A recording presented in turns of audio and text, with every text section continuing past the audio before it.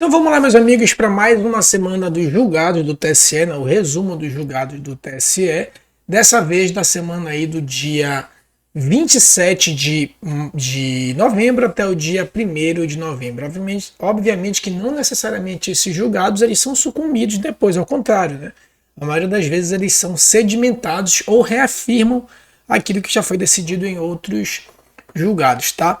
A gente já começa aqui pela propaganda antecipada e palavras mágicas. A gente tem muitos pontos aqui, né? Muitos julgados, muitos entendimentos sobre a propaganda antecipada, né? A gente sabe que para ocorrer a propaganda antecipada, né, antes lá do dia 16 de agosto do ano das eleições, então para que ocorra essa propaganda antecipada, é necessário que ocorra aí o pedido explícito de voto. Então, como regra geral, antes do dia 16 alguns atos são permitidos. No entanto, se tiver o pedido explícito de voto, é caracterizado como propaganda irregular, portanto, propaganda antecipada e, portanto, aplicação de multa. Tá? No entanto, o que o TSE observou que os candidatos já sabedores dessas irregularidades não falavam vote em mim no primeiro domingo de outubro, né? Começaram a utilizar algumas expressões que eles chamam de palavras mágicas. Então, nesse caso específico, não tem por que mudar. Se o nosso estado melhorou, quero sim continuar com Marcos Rocha governador. Nesse caso aqui, esses termos, né, essas palavras, segundo o TSE, indicam que isso é um pedido de voto antecipado antes do dia 16 de agosto, que é a partir dessa data que é permitida a propaganda antecipada. Então, palavras mágicas nesses termos aqui e outros termos que a gente já viu, pode também caracterizar a propaganda antecipada, né? Só lembrando lá que no artigo 36A da Lei 9504, a Lei das Eleições, permite alguns atos que possam ocorrer antes do dia 16, desde que não ocorra esse pedido explícito ou as chamadas aí palavras mágicas, tá bom? Próximo entendimento, excesso de doação e capacidade financeira. Esse entendimento aqui é interessante, a gente vai ler depois a gente resume. O parâmetro para se calcular o limite das doações eleitorais é o rendimento. Então guarde isso aqui, é o rendimento bruto do doador oferido no ano anterior às eleições, e não a sua capacidade financeira ou o valor de seu patrimônio, entre parênteses, né, bens e direitos. O que acontece? De acordo com a Lei 9504, lá no artigo 23, parágrafo 1º, tá? Da Lei 9504, a Lei das Eleições, vocês sabem, né, que o doador, o eleitor, ele pode doar até 10% do que ele auferiu no ano anterior. Então, se ele recebeu no ano anterior 300 mil reais, em 2023 ele pode doar nas eleições de 2024 30 mil reais, por exemplo. Então, sempre 10% do que ele recebeu no ano anterior. No entanto, alguns tribunais estavam interpretando esse rendimento de 300 mil, somava essa base de 300 mil aos bens e direitos que o eleitor teria. Então, nesse nosso exemplo, se o eleitor tem 300 mil e além desses 300 mil ele tem, por exemplo, bens de mais 500 mil reais, alguns tribunais estavam entendendo que essa base de cálculo seria 800 mil reais. Logo, o eleitor poderia doar, em vez de 30 mil reais, poderia doar 80 mil reais. No entanto, o TSE entendeu diverso do que alguns tribunais estavam entendendo, né, e compreendeu que apenas os rendimentos, ou seja, apenas aquilo que o eleitor recebeu como fruto de um trabalho, fruto de um investimento, e não bens e direitos, tá? Bens e direitos não somam-se, né? O bens e direitos apenas soma-se a capacidade do eleitor, mas não a doação, que deve ser interpretada apenas no sentido de rendimentos, ok? Próximo entendimento não é novo nosso aqui também, mas a gente sempre traz um exemplo na prática. Diz o seguinte, a propaganda eleitoral e impulsionamento. Não é permitida a contratação de impulsionamento de propaganda eleitoral negativa, né? Apenas pode ser a propaganda positiva, ou seja, eu não posso contratar aqueles impulsionamentos nas redes sociais para aparecer mais vezes o meu post do que apareceria normalmente, isso é chamado impulsionamento, ou para aparecer no feed, ou para aparecer no stories, ou para aparecer em busca do Google, né? Isso são impulsionamentos onde você paga para aquelas redes sociais ou para um determinado provedor de conteúdo para que seu conteúdo apareça, sua publicação apareça ou no topo da procura, ou no caso de rede social, apareça mesmo você não seguindo a pessoa, apareça de forma muito mais repetitiva. Isso é chamado de impulsionamento.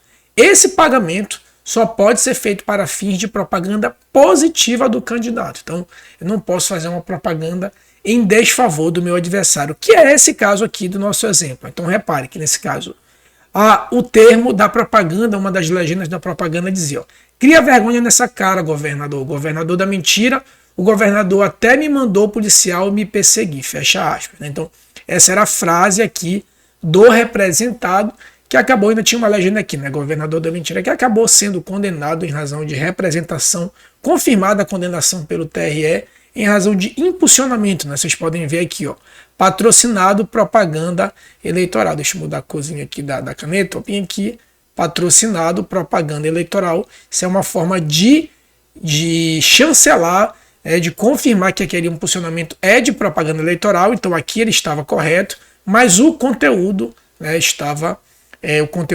era um conteúdo negativo em desfavor do candidato. Ele poderia fazer críticas? Poderia, só não poderia impulsionar. Impulsionar, o que é negativo não pode ser impulsionado. Tá? Aqui só para a gente, como diz a história, reavivar o que já está aí saltando no STF e agora caiu também para o STF, só para reafirmar, principalmente aí para quem é advogado, né, quem faz sustentação, que o TSE reafirmou que é incabível a sustentação oral em sede de agravo em recurso especial submetido ao colegiado por ausência de previsão regimental. Então, se aí o seu Tribunal Regional Eleitoral também não tem previsão de sustentação em agravo, muito embora tenha no Estatuto da OAB essa previsão, o TSE entende, né, e aí, porque o TSE, o regimento do TSE é com base no regimento do STF, que por sua vez entende-se como lei federal especial, então nesse caso não tem aí previsão para sustentação oral de agravo interno, ok? Por fim, nosso último entendimento, cassação de diploma e proporcionalidade. Eu vou dar uma lida e a gente sintetiza, tá?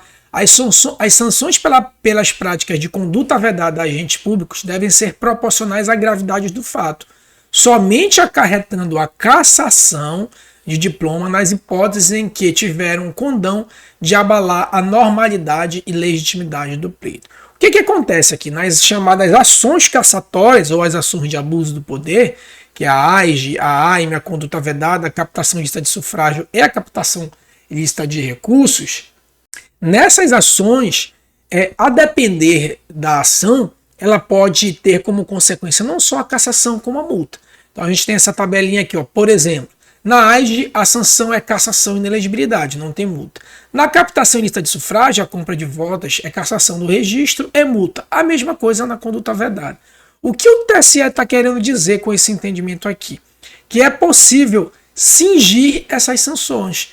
Então eu tenho a multa, né, mais a cassação do registro ou diploma, no caso aí da conduta vedada e da compra de votos, né? Então, se a conduta ela for muito gravosa, aí eu aplico as duas, multa e cassação.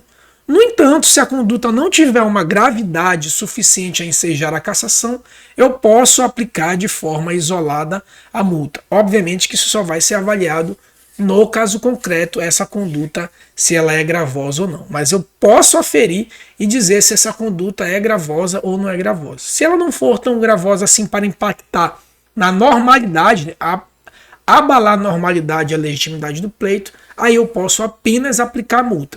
Se for uma ação que não tem multa, eu posso deixar de aplicar qualquer sanção, porque se ela não tem gravidade para impor cassação e inelegibilidade, por exemplo, aqui em sede de AIGE, eu sequer aplico uma sanção, reconheço o abuso, mas deixo de aplicar a sanção. O mesmo serve aqui para a captação ilícita de recursos e ação de impugnação ao mandato letivo. Eu posso reconhecer o abuso, a conduta e não aplicar nenhuma sanção, porque a gravidade não é suficiente para tanto. No caso daquelas que têm a combinação de multa também, eu posso aplicar a multa, por exemplo, no mínimo legal. Tá bom, meus amigos? Esses aí foram os julgados do TSE dessa semana de 27 a 1º de dezembro, tá bom? Não se esquece aí de se inscrever no canal, curtir, compartilhar, comentar. Toda semana a gente vem publicando vídeos aqui, às vezes quase que diário, no canal. Se quiser se aprofundar em direito eleitoral, seja em prática seja em concurso público. Vou deixar 2 links aqui na descrição, basta acessar e baixar esses materiais de direito eleitoral, seja para prática eleitoral, seja para concurso público, tá bom? Um forte abraço e até a próxima.